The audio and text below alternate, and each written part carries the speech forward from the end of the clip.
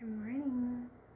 I woke up so excited to come back and read, which was such a fun feeling because usually when I start reading, I get this experience of, this is going to take a long time to finish this book. But I have this beautiful office here that nobody uses this early in the morning. It's 7 right now. So I thought I would come in and read some more of this book. So we're reading part 2 of No Time to Spare, Ursula K LeGuin. And I've never read this before, but I love Ursula as a writer, and I always wanted to read this book, and so I found it in a bookstore last time I was in one. I think it was in Manzanita by the coast, and I went a little book crazy and just got all the things I wanted, so this was one of them. Let's see where we are. And if I'm scowling, it's not because I'm angry, it's just very sunny and bright and beautiful in here. Okay.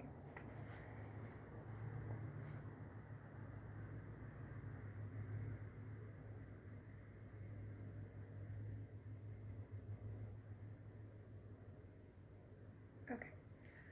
The Diminished Thing, May 2013.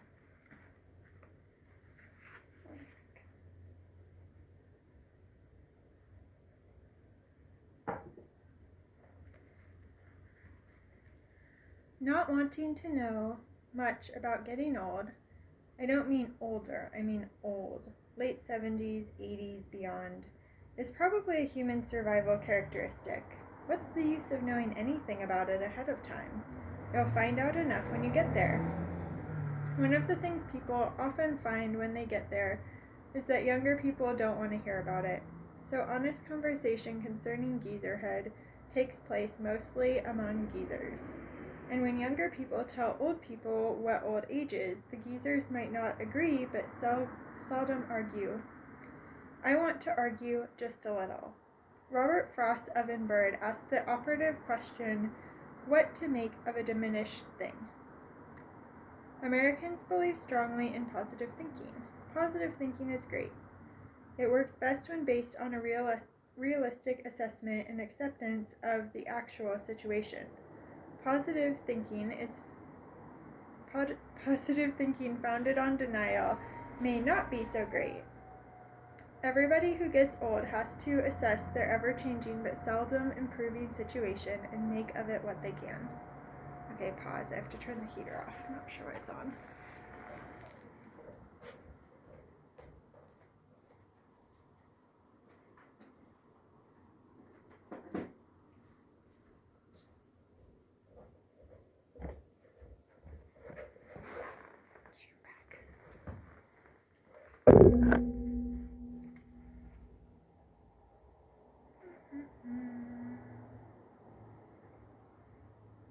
I think most old people accept the fact that they're old. I've never heard anybody over 80 say, I'm not old, and they make the best of it. As the saying goes, consider the alternative. A lot of younger people seeing the reality of old age as entirely negative see acceptance of age as negative. Wanting to deal with old people in a positive spirit, they're led to deny old people their reality. With all good intentions, people say to me, oh, you're not old, and the Pope isn't Catholic. You're only as old as you think you are. Now, you don't honestly think having lived 83 years is a matter of opinion. My uncle's 90 and he walks 8 miles a day. Lucky unk. I hope he never meets that old bully arthritis or his mean wife sciatica. My grandmother lives all by herself and she's still driving her car at 99. Well, hey for Granny, she's got good genes. She's a great example, but not one most people are able to imitate. Old age isn't a state of mind, it's an existential situation. Would you say to a person paralyzed from the waist down, oh, you aren't a cripple, you're only as paralyzed as you think you are. My cousin broke her back once, but she got right over it, and now she's in training for a marathon. I feel like some people do think this way, and it's really upsetting. Encouragement by denial, however well-meaning, backfires. Fear is seldom wise and never kind. Who is it you're cheering up anyhow? Is it really the geezer? To tell me my old age doesn't exist is to tell me I don't exist. Erase my age, you erase my life. Me. Of course, that's what a lot of really young people inevitably do.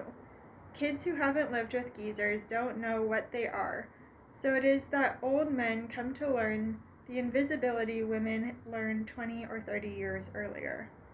The kids on the street don't see you. If they have to see you, it's often with the indifference, distrust, or animosity animals feel for animals of a different species.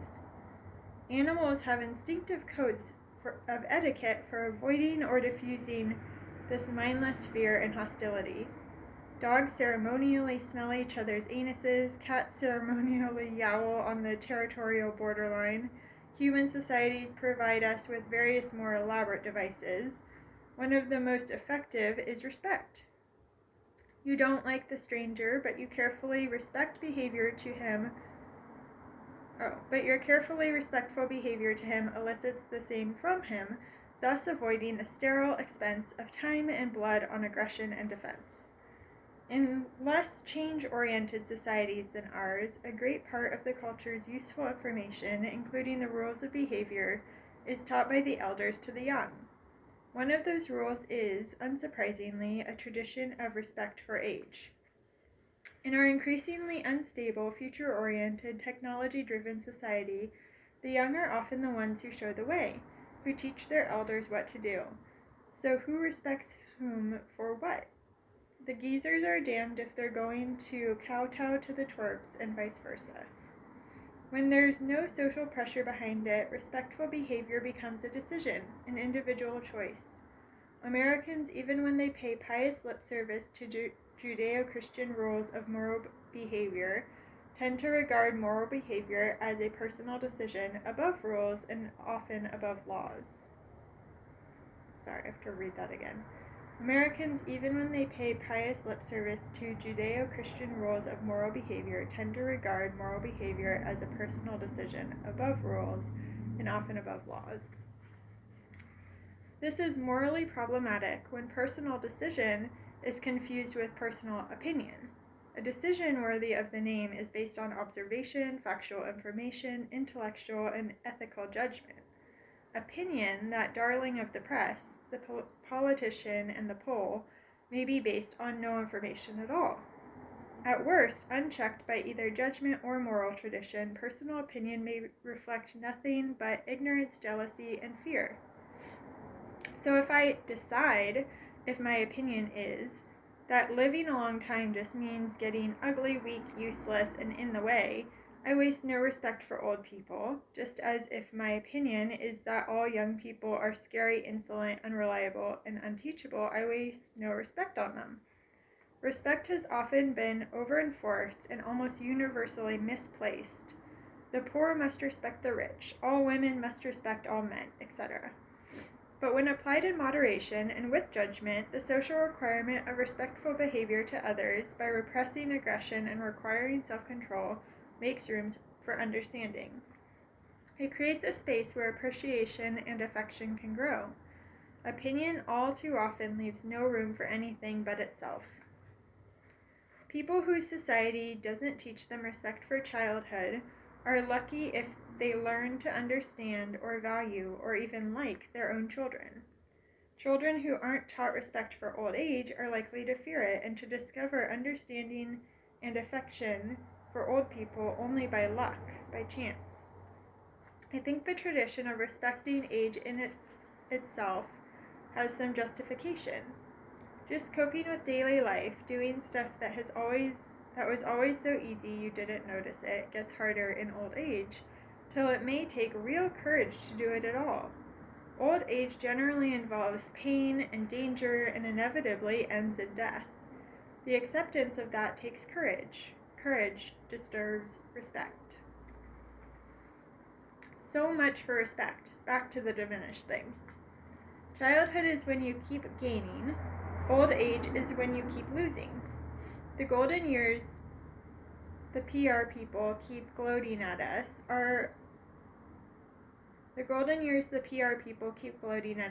about are golden because that's the color of the light at sunset. Of course, diminishment isn't all there is to aging. Far from it. Life out of the rat race, but still in the comfort zone, can give the chance to be in the moment and bring real peace of mind. If memory remains sound and the thinking mind retains its vigor, an old intelligence may have extraordinary breadth and depth of understanding. It's had more time to gather information and more practice in comparison and judgment, no matter if the knowledge is intellectual or practical or emotional, if it concerns alpine ecosystems or the Buddha nature of how to reassure a frightened child.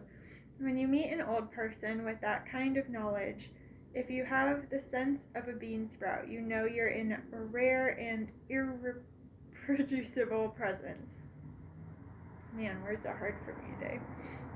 Same goes for old people who keep their skill at any craft or art they've worked at all those years. Practice does make perfect. They know how, they know it all, and beauty flows effortlessly from what they do. But all such existential enlargements brought by living long are under threat from the lessening of strength and stamina.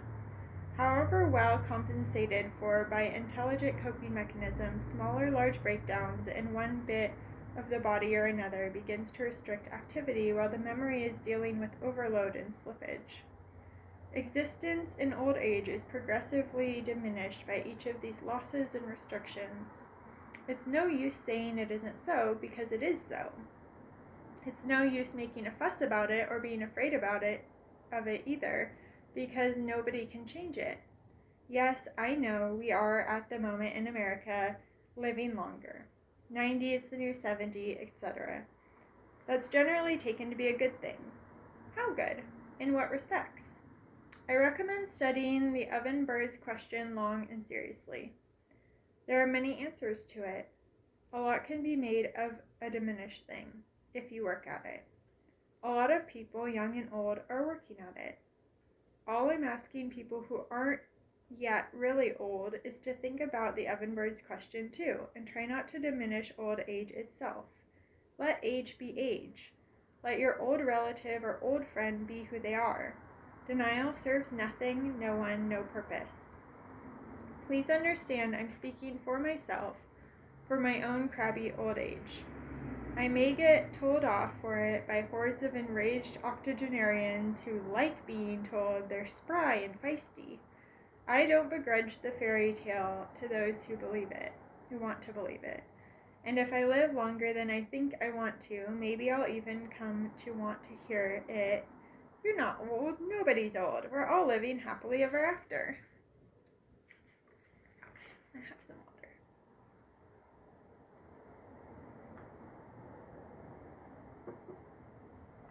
I love all her questions. Catching Up. Haha. That's the title. October 2014. It's been 2 months since I blogged. Considering that I am on the eve of my 85th birthday, and that anyone over 75 who isn't continuously and conspicuously active is liable to be considered dead, I thought I should make some signs of life. Wave from the grave, as it were. Hello out there! How are things in the land of youth? Here in the land of age, they are rather weird. The weirdness includes being called a liar by Hugh Woolley, the famous self-published of How, because I was rude to Amazon.com, all one word. That was tricky. The famous philanthropic organization dedicated to supporting publishers, encouraging writers, and greasing the skids of the American dream. Various other weirdness have arisen in my life as a writer, some quite enjoyable. But the important and dominant weirdness of life this autumn consists of not having a car, a condition that to a lot of people in America is the American nightmare. We do have our nice Subaru, but we can't drive it. I never could. I learned to drive in 1947, but didn't get a license, for which I and all who know me are grateful. I'm one of those pedestrians who start to cross the streets scuttle back to the curb for no reason, then suddenly leap out in front of your car just as you get into the intersection. I'm the cause of several near accidents and a great deal of terrible swearing. It's awful to think I might have done It's awful to think what I might have done armed with an automobile. In any case, I don't drive. And since August, sciatic pain from stenosis keeps Charles from driving and from walking much at all. I can walk. I have the same thing he has, fortunately much less severely. But after a few blocks, I go lame on the left hind. We're 10 steep blocks from our co-op market, so we've lost the liberty our legs or the car gave us to pop out and get what we need when we needed it. It's a wonderful freedom, much missed. I've had to go back to the routine of my childhood when we did the shopping once a week. No running down to see what looks fresh and good for dinner or to pick up a quart of milk. Everything has to be planned ahead and written down. If you don't get the cat litter on Tuesday, well, you don't have any cat litter till next Tuesday, and the cat may have some questions for you. There's no hardship about shopping this way. In fact, I look forward to it, since my friend Mo takes me and is a really good, intense shopper who notices bargains and things. But still, it's tiresome, always having to think about it instead of just doing it. Just do it! The motto for those who run 20 miles every morning in swoosh-covered shoes, the mantra of undelayed gratification. Yeah, well. Charles and I do better with si se puede, or the Gaelic philosophy on y arrive. I feel like that's the French accent. I don't know how I do a Gaelic accent. As for doctor's appointments, one of the finest paradoxes of senility,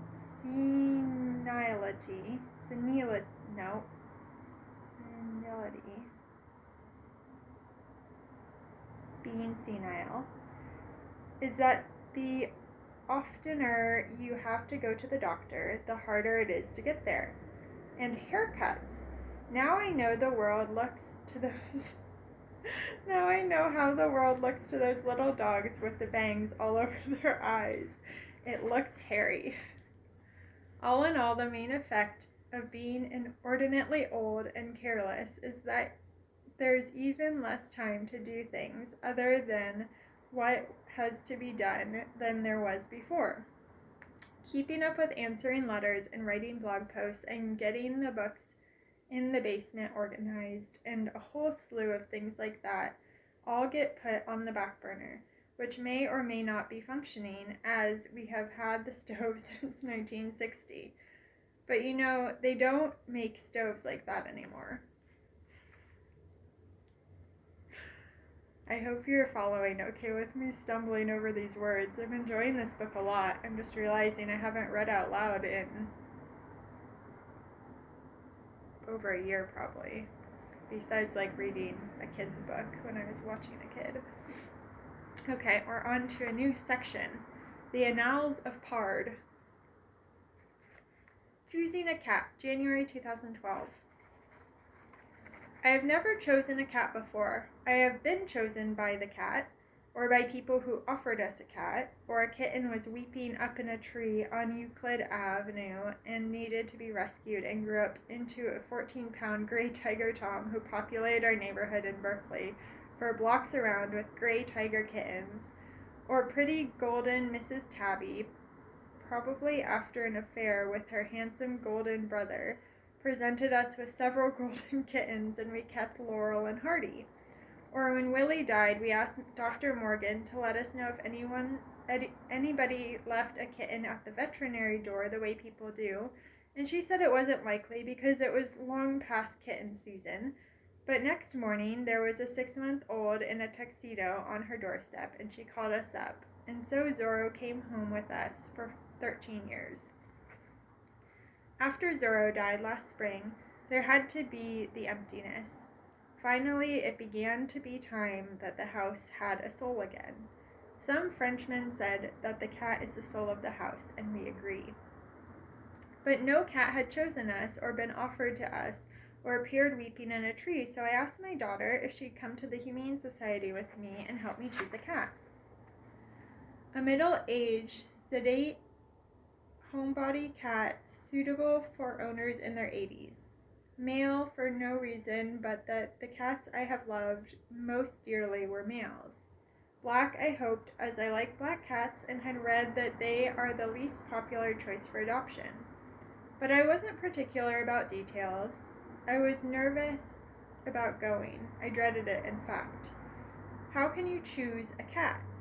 And what about the ones I couldn't choose? The Humane Society's Portland office is an amazing place. It is immense, and I saw only the lobby and the cat wing. Rooms and rooms and rooms of cats. There was always somebody, staff and volunteers at hand if you want them. Everything is organized with such simple efficiency that it all seems easygoing and friendly, low stress.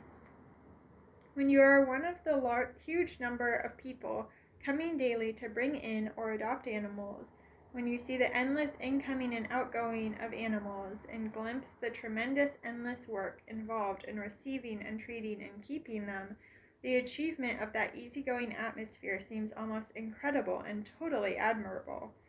The human-animal interface is a very troubled one these days, and in one sense the Humane Society shows that trouble at its most acute. Yet in everything I saw here, I also saw the best of what human beings can do when they put their heart and mind to it. Well, so we found our way into the cat wing and looked about a bit, and it turned out that at the moment there were very few middle-aged cats for adoption. The ones that were there mostly came from one place, which I'd read about recently in the newspaper. A woman with 90 cats who was sure she loved them all and was looking after them, and they were all fine, and you know the story, a sad one. 90 cats. The Humane Society had taken about 60 of them. The nice aide whom we began to follow around told us that they weren't in as bad a shape as most animals in those situations and were fairly well socialized, but they weren't in very good shape either, and would need special care for quite a while to come. That sounded a bit beyond me. Aside from them, most of the cats there were kittens. Kittening was very late this year, she said, just like tomatoing, I thought. In one room of 6 or 8 kittens, Caroline noticed an agitated nylon play tube, which seemed to contain at least 2 active animals, one black and one white. Eventually, one small cat emerged, very black and white and pleased with himself. Our guide told us he was older than most of them, a year or so. We asked to see him. We went to the interview room, and she came in with the little fellow in the tuxedo. He seemed very small for a year old, 7 pounds, she said. His tail stood straight up in the air, and he purred most amazingly and talked a good deal in a rather high voice, and often fell over in a playful appeasement position. He was clearly and naturally anxious. He clung a little to the aide till she left us alone with him. He wasn't really shy, didn't mind being picked up and handled and petted, though he wouldn't settle on a lap. His eyes were bright, his coat sleek and soft, the black tail stood straight up, and the black spot on his left hind leg was terminally cute. The aide came back, and I said, "Okay." She and my daughter were both a little surprised. Maybe I was too. "You don't want to look at any others?" she asked. No, I didn't. Send him back, look at other cats, make a choice of one, maybe not him, I couldn't. Fate or the Lord of the Animals or whatever had presented me with a cat again. Okay. His previous owner had conscientiously filled out the Humane Society questionnaire. Her answers were useful and heartbreaking. Reading between some of the lines, I learned that he lived his first year with his mother and one sibling in a household where there were children under 3, children from 3 to 9, and children from 9 through 14, but no men. The reason why all 3 cats were given up for adoption was stark: could not afford to keep. He had been only 4 days in the Humane Society. They had neutered him right away, and he was recovering fast. He was in excellent health. He had been well fed, well treated, a sociable, friendly, playful, cheerful little pet. I do not like to think of the tears in that family. He has been with us a month today. As his first owner warned, he is somewhat shy of men, but not very, and not afraid of children, though sensibly watchful. We lived 13 years with shy, wary Zorro, who feared many things, including my daughter Caroline, because once she stayed in our house with two big, unruly dogs, and for 10 years he never forgave her. But this fellow is not timid. In fact, he is perhaps too fearless. He grew up as an inside-outside cat. Here he won't go outside till the weather gets warm, but then he must. I can only hope he knows what to be afraid of out there. Like many young cats, he goes wild as a buck once or twice a day, flying about the room about 3 feet off the ground, knocking things off and over, getting into all kinds of trouble. Shouts of disapproval are ineffective. Little swats on the butt are slightly effective, and he understands and remembers what no and a preventing hand in front of his nose means. But I found to my distress that sometimes a threateningly raised hand will cause him to cringe and crouch like a beaten dog. I don't know what that comes from, but I can't stand it, so shout and swat and no is all I can do. Vonda sent me a whole bucket full of super balls, wonderful for solo soccer games and working off excess energy. He's good at all varieties of string game. When he wins the string on a stick, he walks off with the string and the stick and likes to carry the whole thing downstairs, clatter, rattle, bump. He is quite good at paws beneath the door, but hasn't yet got to the point of paws between the banisters, because there were no banisters in the house he grew up in.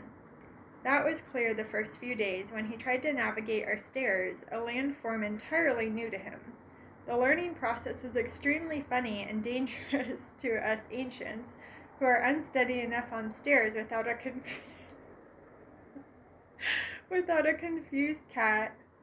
I lost my place. The learning process was extremely funny and dangerous to us ancients who are unsteady enough on stairs without a confused cat suddenly appearing belly up on the next stair down or darting madly crossways right in front of your foot.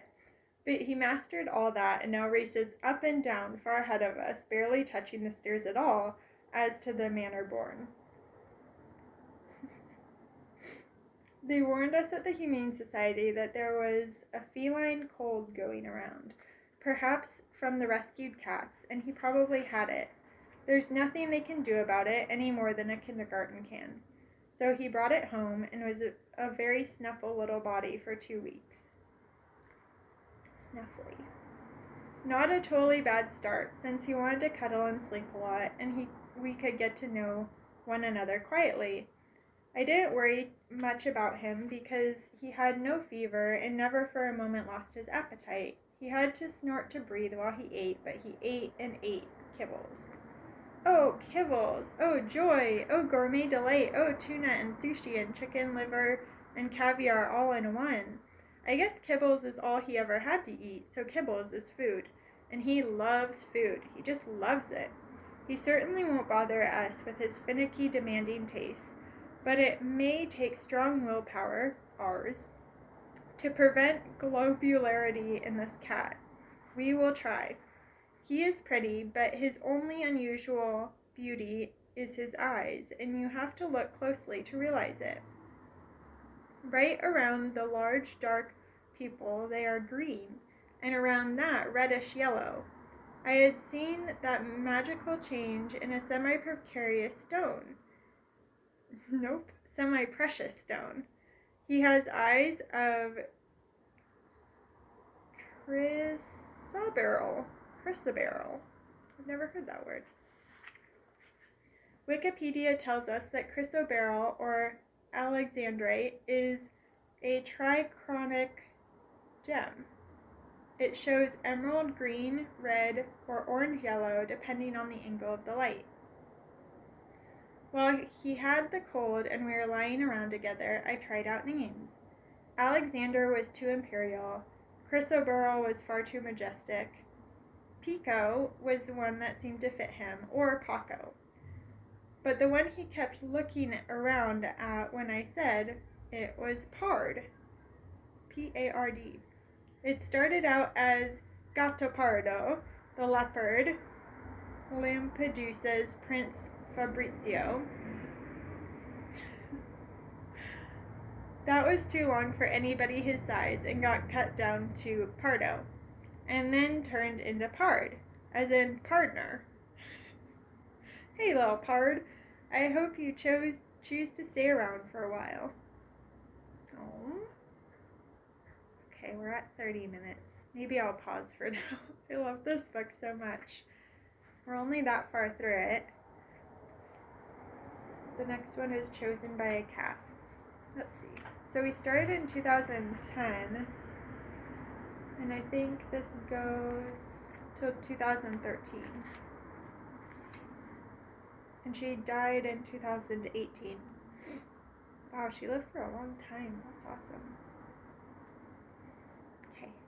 I hope you're enjoying this book and bridging the gaps between my little word stumbles. It's been super fun to read, and I like her writing style. So I'll pick up with this again in a little bit. Have a good day.